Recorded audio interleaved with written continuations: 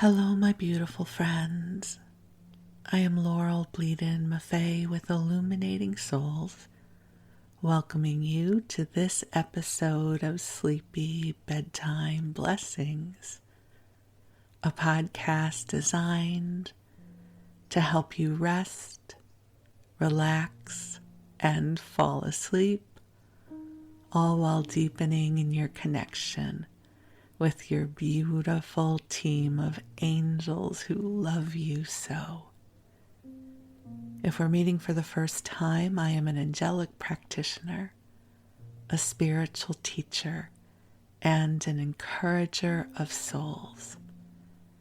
And I do this through one-on-one angel sessions, soul mentoring, and a variety of classes designed to inspire your spirit.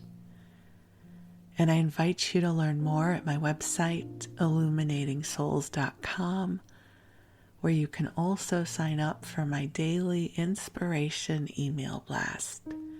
And I will send you an inspiring email every weekday. But for now, the angels and I are here to help you come into a soothing, sweet time of rest. This podcast is a mashup of two of my favorite forms of self-care, connecting with the beautiful angels and listening to sleep podcasts.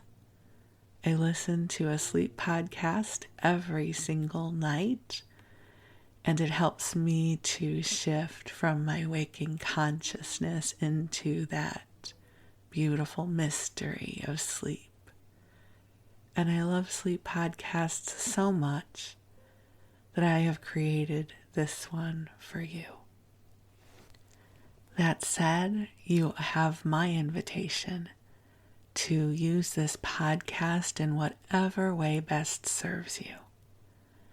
I know some of you do use it as a sleep podcast, and if that is your intention, my suggestion is that you turn the volume down a bit lower than if you were listening to a regular podcast or audiobook. I find it helpful to have to reach a little bit to listen, because it makes it easier for me to drift off.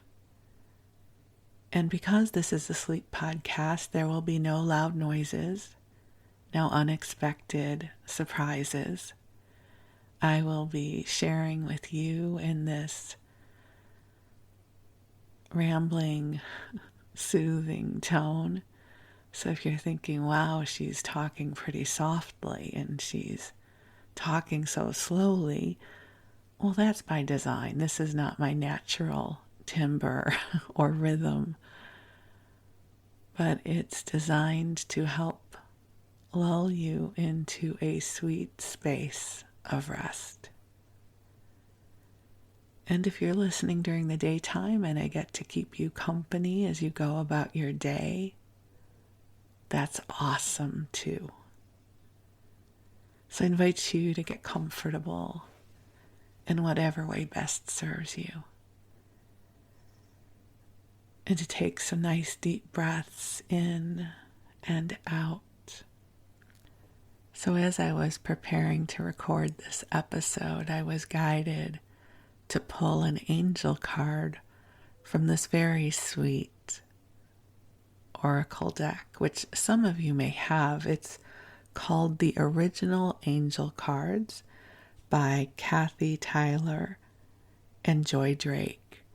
And they're these little slips of cards, and I don't remember how many there are in there, but there's a lot. And each card just has one word and then a little drawing of an angel. And they're really sweet. And I asked the angels to, of course, come through and what could I talk to you about in this first part, because each episode has two different parts. So this is the part where I bring in the angels and we talk about something inspiring or spirit infused. And then the second part is story time. So this isn't story time yet. This is the inspiring, angelic portion of the podcast. So I pulled a card, and the word that came forward is patience. Now, I have a question for you. When I said that, did any of you join me in an inner eye roll or groan? Because that's what happened to me. Patience. No, not that. But patience is the wisdom that is showing up for us right now. So let's dive into that a little bit and see what the angels want to share with us. So let me begin by inviting the angels forward. They're already here, but I love the ritual of sharing them with you, of asking them to join us out loud so that you can be present here with us as well. So let's take some nice deep breaths in and out together as we gently call ourselves forward into the heart of God. And beautiful angels on high, I invite you to join us here. And I ask that you bring forward waves of love for each of our beloveds that are here with us now. And even as I speak this prayer, I hear a bird in the background that you may hear as well, rising up to sing the song of the angels with us as I record this. So angels, please bring forward light and healing, compassion, inspiration, and clarity in service to our beautiful friends gathered here with us now. So dear ones, just take some nice big deep breaths in and out. And I'm guided to invite you to imagine that the angels are transporting you to a beautiful healing temple that resides on the angelic realm. Just use your imagination if you'd like. I often visualize it as a huge golden temple, not man-made gold, but etheric, vibrational, divine golden light. And the doors swing open and you are made welcome in this beautiful temple of light.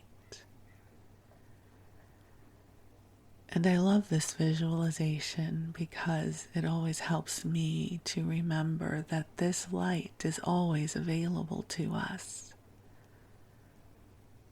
So just imagine, visualize, allow it to be so that you are being greeted by one of your beautiful angels.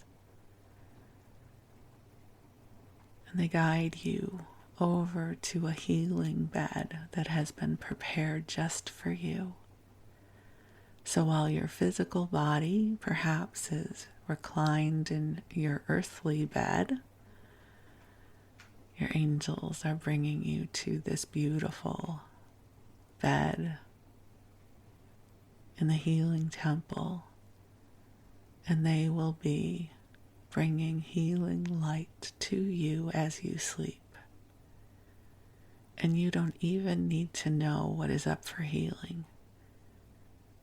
The angels will bring healing to whatever is for your highest and best good, if they have your permission to do so. So if you do want to receive this, just say, yes, please. You can say it silently. And just allow your physical body and your light body to receive this beautiful healing. There is so much beautiful light flowing to you now. The angels are aware of all that is transpiring for you. And they come forward now to help ease your path, to help bring forward a lightness of spirit for you, to bring forward the vibration of brighter tomorrows. And so you receive this energy and allow the love to flow in. And I'm going to invite the angels to share with us some wisdom about this concept of patience.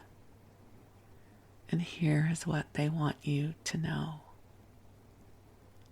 So often on the earth plane, we identify our creations and our manifesting based upon our earthly endeavors. How hard are we working?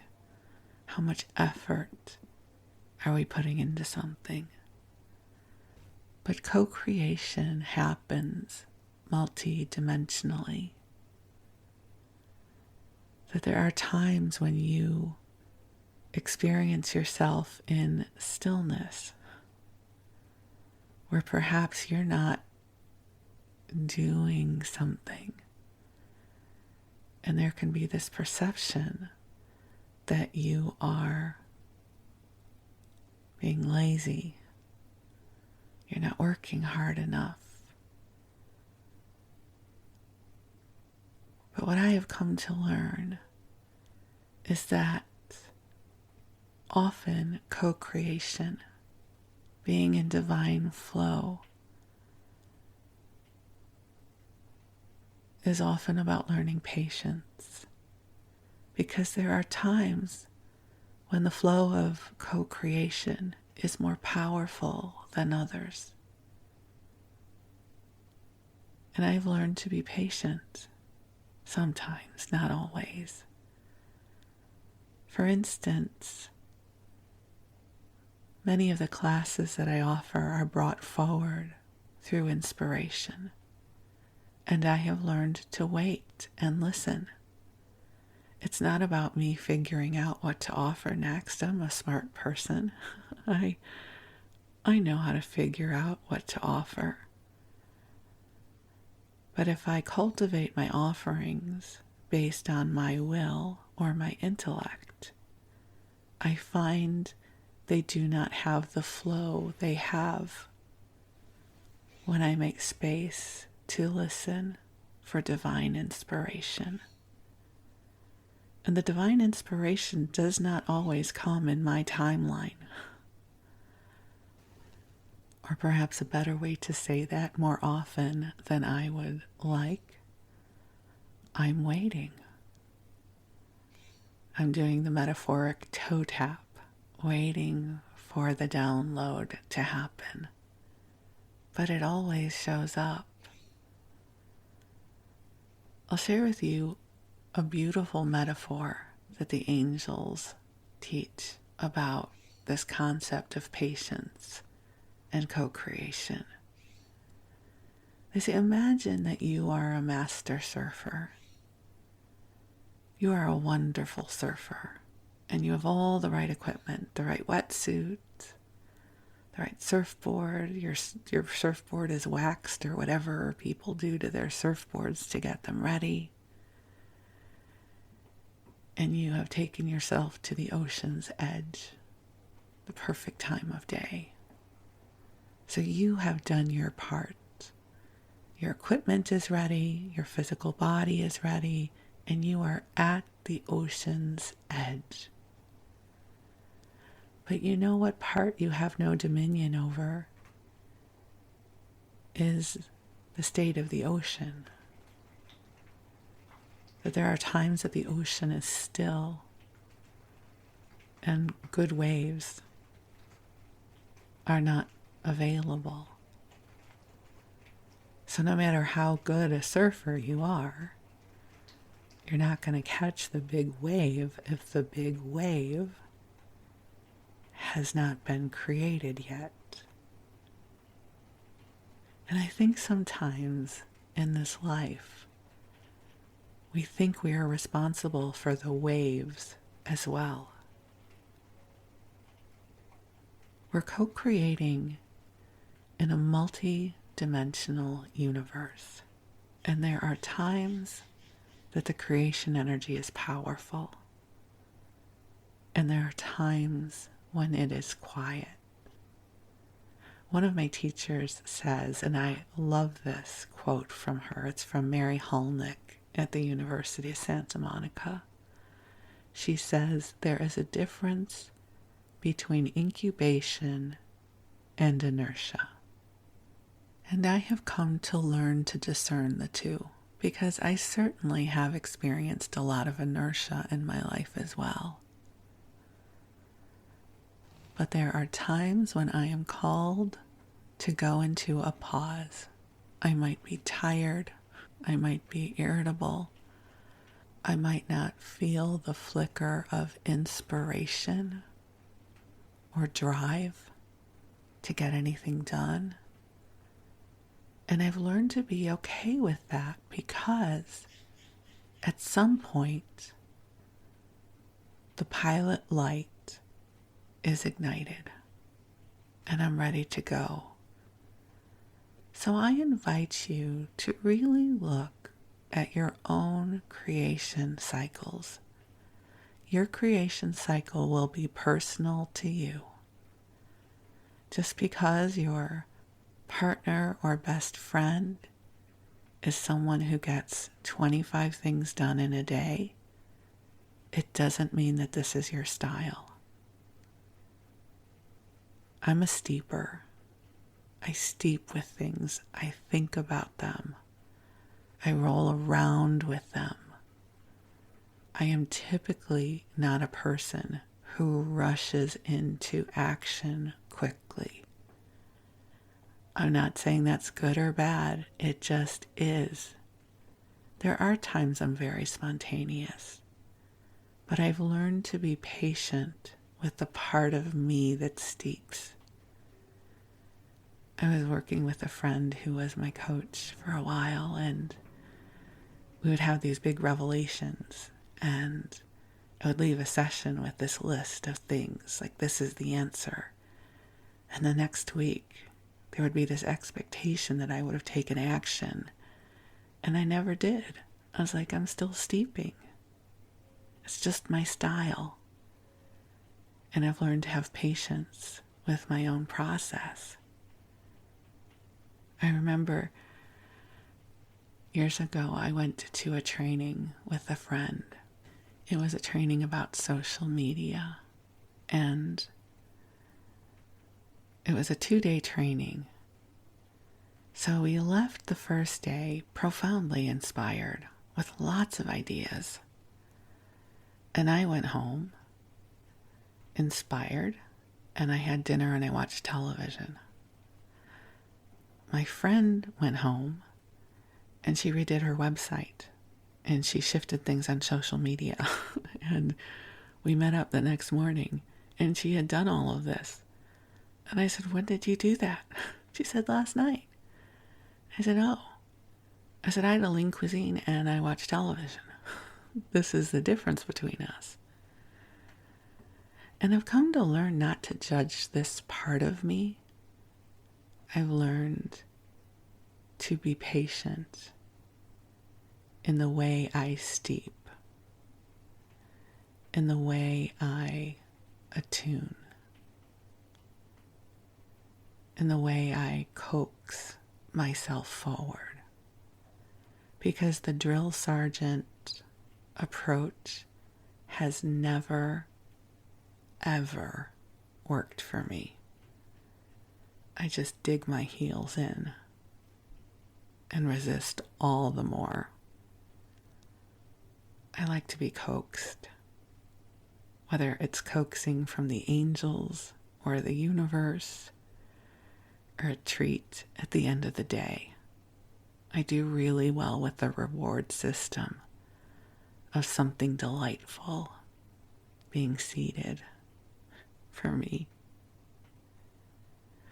So I invite you to take a deep breath in and allow this beautiful angelic light to flow to you.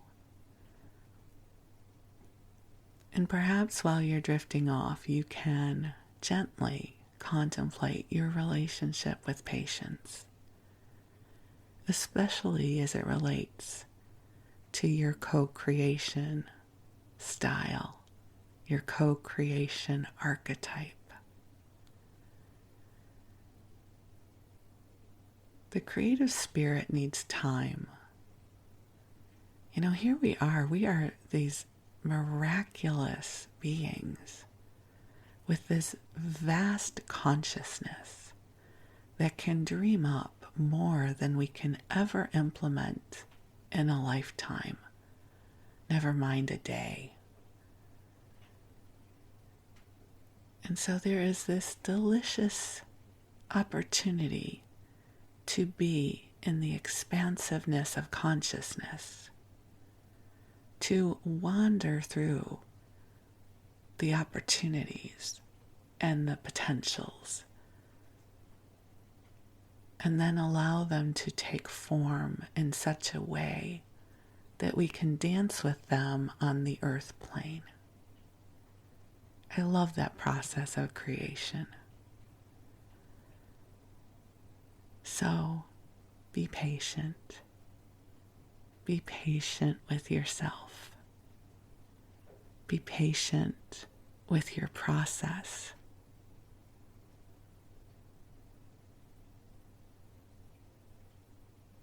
And be patient with the co-creative wisdom of this universe as you shift into the new adventures and opportunities that are calling to you. And so I share this beautiful wisdom with you, inviting you into a place of reflection, continuing to receive this beautiful, healing, divine light from your team of angels who love you so. And I invite you to rest into the love, rest into the soothing, calming energies the angels are bringing to you now. And while you rest, my beautiful friend, I'm going to read to you as we wander through the pages of an old magazine together.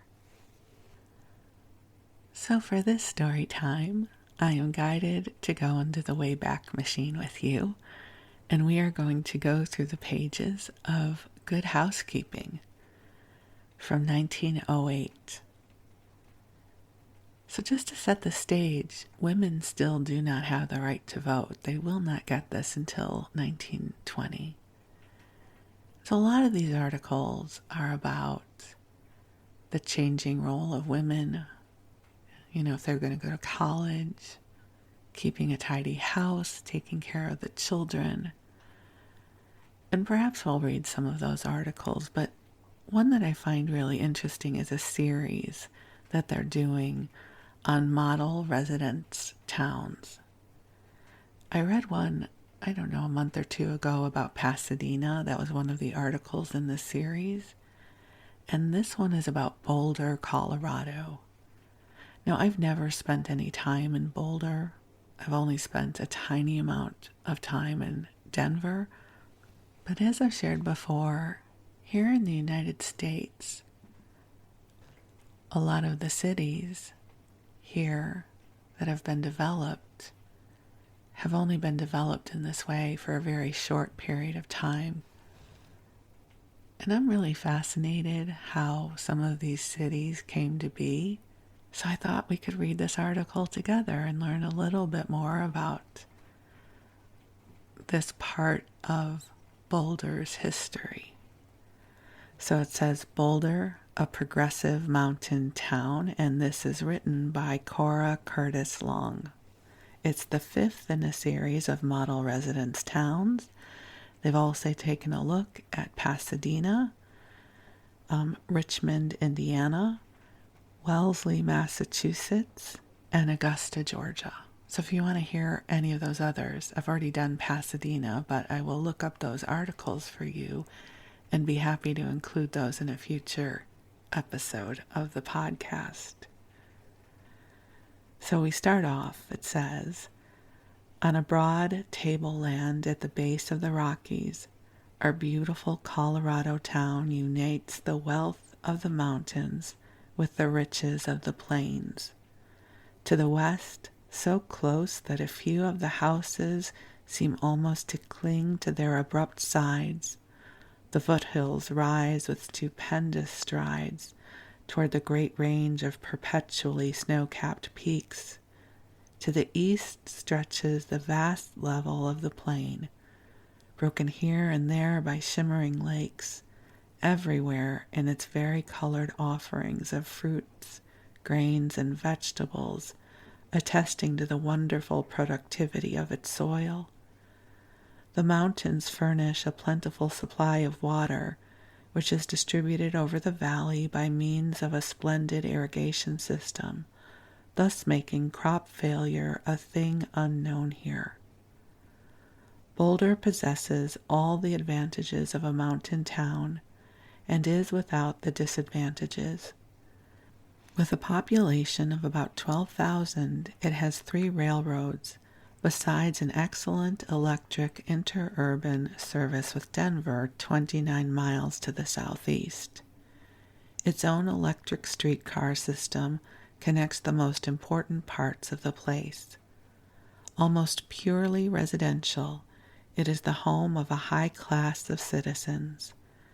There is no slum problem to be solved, no smoke nuisance to be settled, and yet, unlike so many residence towns, Boulder offers a home to the man who must labor with his hands.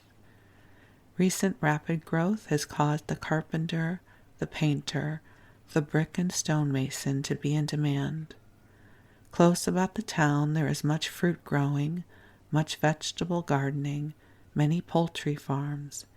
Any of these offer a comfortable maintenance to the man who works scientifically and earnestly. The mines and quarries, both in mountain and valley, supply additional means of support. The natural resources which Boulder has at command are almost unbelievable to the stranger. The plain is rich not only agriculturally and horticulturally, but abounds in mineral wealth as well. Fine building stone, good coal, high-grade oil, and natural gas are all abundant. Clay for making brick and stone for cement also occur.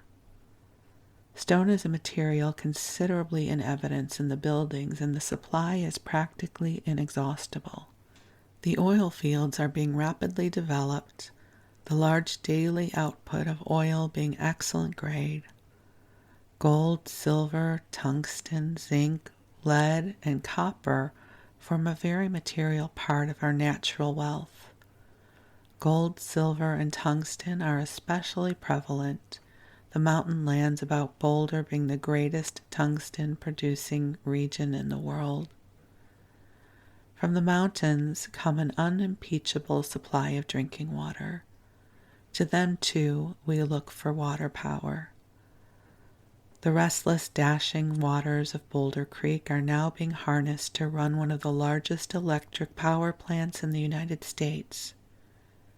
Surely the healthful, energizing atmosphere must be looked upon as a resource. With its 326 days of sunshine, cool summers, and mild winters, it seldom fails to meet the needs of any who come. The withering heat of lower altitudes is a thing unknown here. Even during the warmest part of the year, the nights are invariably cool and restful. The 0 point is reached but a few times during the winter. People can very comfortably live in tents the year through. Boulder is a veritable bower of verdure during the summer months. overdue. That's not a word you hear very often anymore. This enhancement of her natural charms the town owes to the good taste of the inhabitants. This enhancement of her natural charms the town owes to the good taste of the inhabitants and to the eternal vigilance of the tree commissioner. Careful inspection is maintained that no infected trees be brought into the district to menace the safety of existing tree life. A sharp watch is kept, and attacks of plant pests are checked in their incipiency. Boulder has 2,000 acres of public parks. The largest of these is a government grant of 1,600 acres of natural mountain park. The foothills are well timbered with conifers, which are practically free from the ravages of insect life. Rainbow and mountain trout and other fish add much to the pleasure of an excursion. The town itself, with its protective ordinances, is a veritable mecca for songbirds. Boulder has solved the constant problem of pure water in a unique manner. 5,000 feet above the city and 20 miles to the west in the heart of the snowy range stand the bases of those rugged mountains known as the Arapaho Peaks. High along their sides, and reaching almost to their pinnacles, lies the Arapaho Glacier, the only true glacier in the state. Almost 200 acres of solid ice it is, torn here and there in deep crevices moving downward at the rate of 17 to 27 feet yearly. At the foot of the Arapaho Peaks and fed by this glacier extends a chain of lakes comprising 250 acres of clear, cool water, high above all sources of pollution or contamination. The entire watershed with the lakes themselves is the property of the city. The water is conducted to the town by 4 steel pipelines, not long since completed, at a cost of $200,000. A recent examination of this water by a Chicago chemist shows it is 99.996% pure. Wow, it would be interesting to hear what the status of that is these days with all the water shortages. But it was a time of golden possibilities back then, I suppose, where nature seemed plentiful, right? A different time and a different consciousness. But I'll keep going. Milk and cream are obtained from a number of dairy farms not far from the city. These are under the supervision of a dairy commissioner whose duty it is to inspect carefully all dairies and dairy products. So I'm going to skip that part. And, okay, this might be of interest. The matter of garbage, because this is part of urban planning, right? How do we get rid of all the stuff?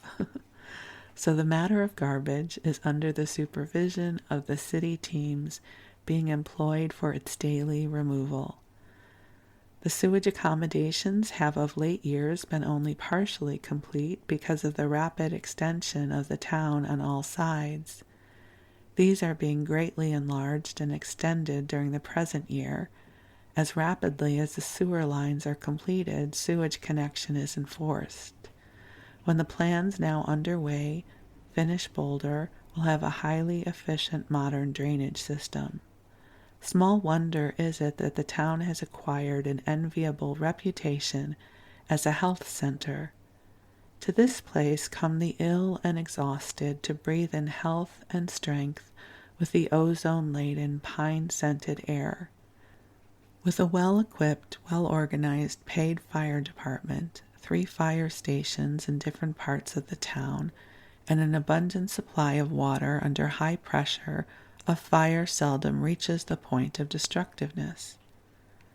Saloons were voted out 2 years ago, and the integrity and acumen of the administration have been such that we have a prohibition which prohibits the sale of intoxicants. Consequently, we have no disorderly element, and our police force is small, 1 chief and 4 patrolmen being found adequate. Exceptional educational advantages are offered here. The public school management is healthfully progressive and wide awake. At present, we have 9 fine stone and brick school buildings with over 50 teachers, and are building on an average 1 school building every 2 years. Boulder is fitly named the Athens of Colorado, for it is the home of state preparatory schools and the state university. The fact that these 2 large institutions are here has a determining influence on the character of our community.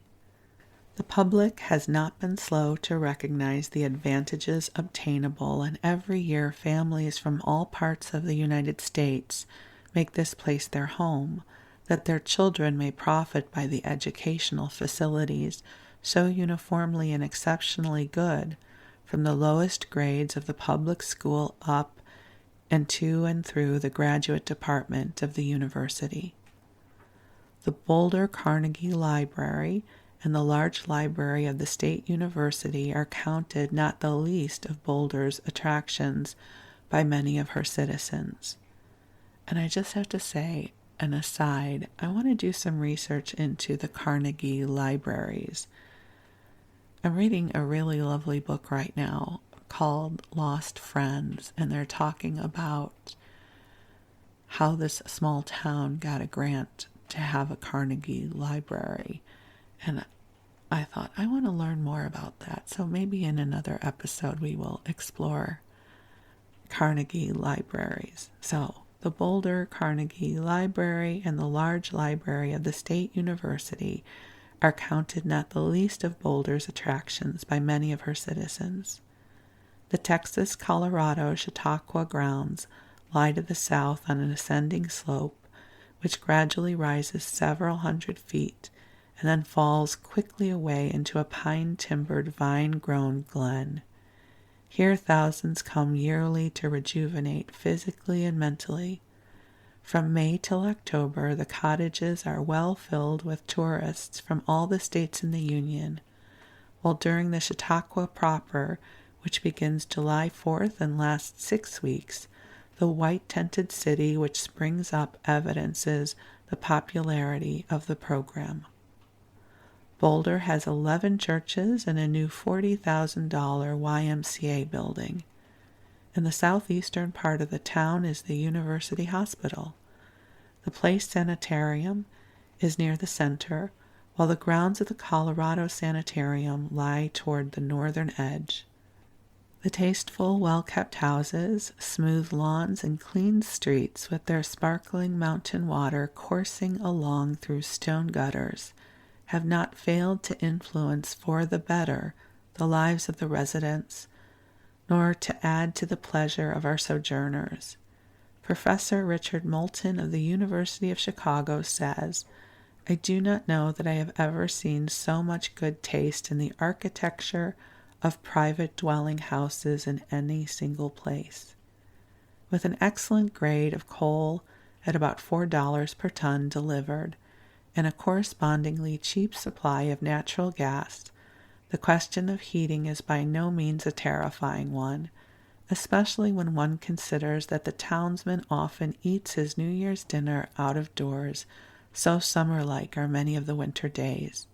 Food supplies average about the same in price as in the Mississippi Valley region.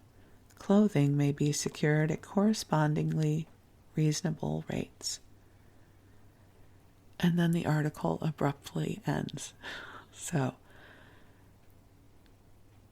it's always interesting to hear how they describe these towns and their developments back then through their perspective. And certainly now we know a lot more than we did back then. But I just thought that was an interesting little tidbit to share with you. But let's find some more articles we can read together. Okay, how is this article? The Mysteries of Lingerie, from the Perception Filter of 1908, written by Isabel Gordon Curtis, again in Good Housekeeping, 1908.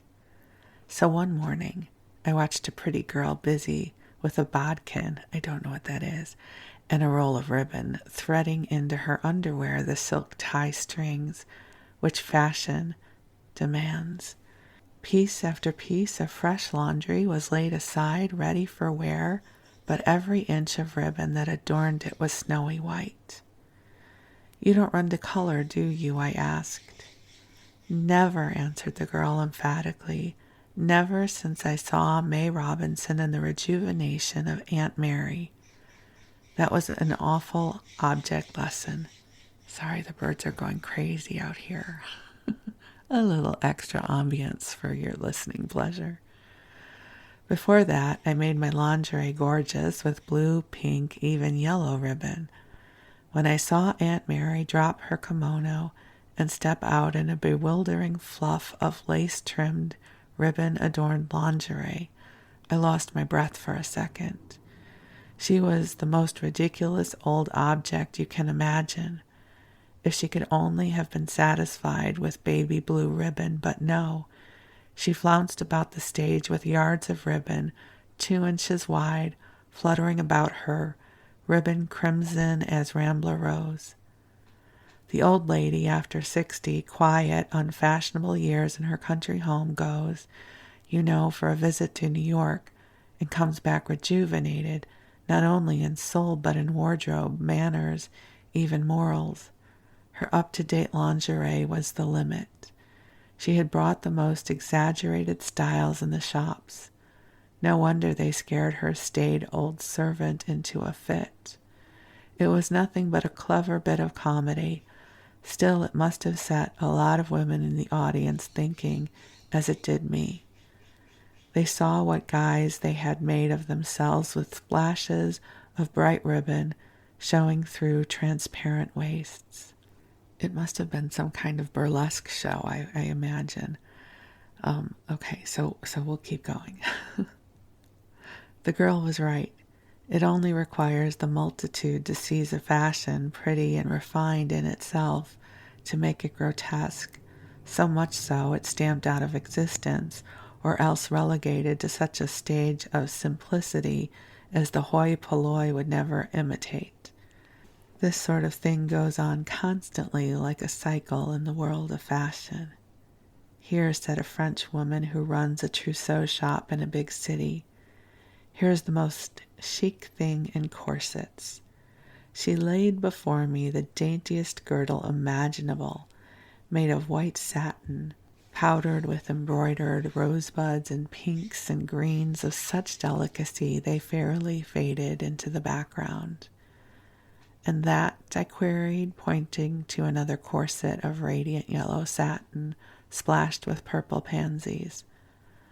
"Ah, that," the Frenchwoman shrugged in a gesture of disgust. "Ah, that horrible. Only we have all sorts of customers. When a lady comes in, I know at once whether she wants the extinguished rosebud or the flamboyant pansy. I never mistake. The woman who buys the pansy corset exclaims, 'It is so chic, so French.' French indeed. Did you ever study the beautiful brocade of Marie Antoinette days? Delicate blue and yellow, so subdued, it is the soft blue sky and half-clouded sunshine, or flowers so delicately lovely that they are a joy forever. These are truly French, French of the old nobility. Still, to some Americans, the more vulgar and gorgeous a thing is, the Frenchier they call it. Here is lingerie I call truly French." The woman tossed before me one after another of the daintiest garments imaginable, filmy linen, hosiery hand-embroidered or made of exquisite lace. I glanced at the price tags. Each bit of lingerie cost as much as would have provided a fall wardrobe for an economical woman. "Gracious," I exclaimed, "do you sell many of these?" "Well, there are seasons when it is almost impossible to fill orders. During early spring and fall, the bride comes shopping. Unless she orders months ahead, we have either to disappoint her or keep our women so hard at work it means overstrain of the eyes and nerves. Here's a wild rose set. It costs $358. Oh, that was a lot of money back then. The lily of the valley set is $300. I had never seen such exquisite needlework. Along the edges of each garment were set sprays of wild roses, the petals filled with lace, while leaves and stems were in delicate stitchery.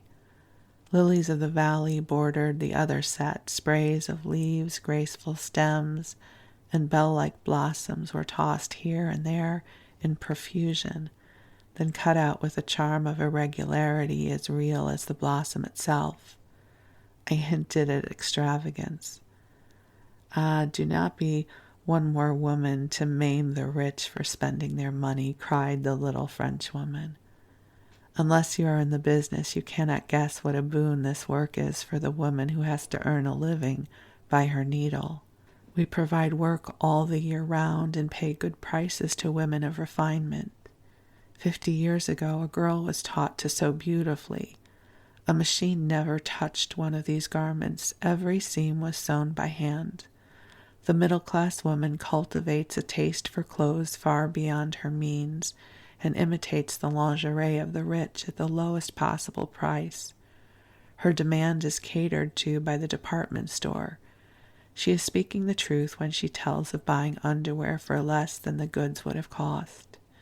I have seen bargain counters heaped high with lingerie that sold at actually no margin to speak of. Many a poor soul toiled day and night to make such bargains possible, earning barely a shelter and bread.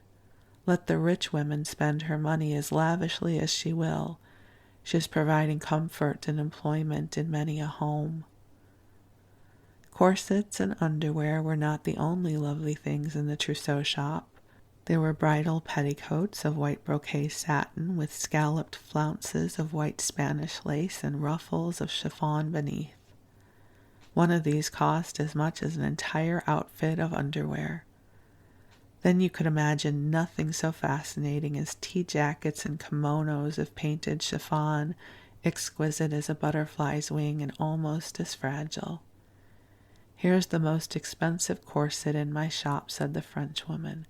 It costs $360. Okay, and I figured at this point you might be curious as to what that translates to today. So I just Googled it, and $360 is equivalent to 11,700 and something dollars today. So that gives you a sense. So this beautiful corset, I'll keep reading. It was made of exquisite brocade touched with ribbon rosettes and real lace. But what set the price spinning away was a half a dozen diamonds set in the gold clasps. When it went on the window of the trousseau shop, even men stopped in a half-abstracted, half-apologetic fashion to look at it. A Washington woman tells of finding a certain Persian minister spellbound before the display of lingerie. I would never have dreamed of finding you here, she cried. What interests you? The corsets, madam, he answered naively. I was thinking by what wonderful means the American woman adds to her beauty. Our women, and there are no lovelier women in the world, cannot understand the beauty of the corset. They call them steel prisons. And they are so plump they require them. If they could only see these, they would be converted. The story is told of another diplomat, a Frenchman who fell desperately in love with a beautiful Washington girl. She treated him coldly.